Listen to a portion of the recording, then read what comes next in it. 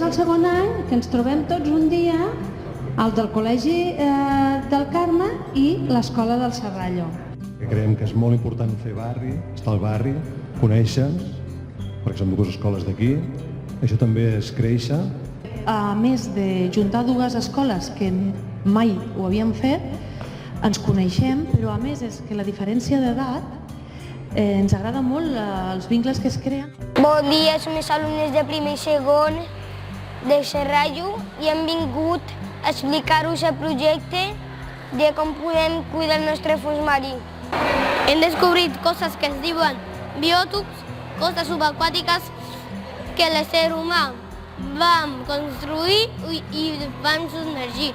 També hi ha un biòtop molt gran que es diu el biòtop de la Dragonera.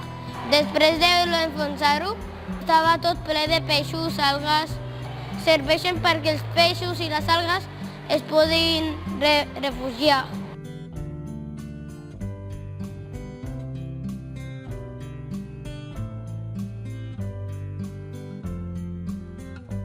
Som els alumnes de segon d'ESO del Carme Tarragona. Tota aquesta idea va començar quan vam vindre a visitar un dia al Museu del Port i vam fer un viatge en golondrina. Amb això vam tindre més originalitat per fer les nostres obres d'art.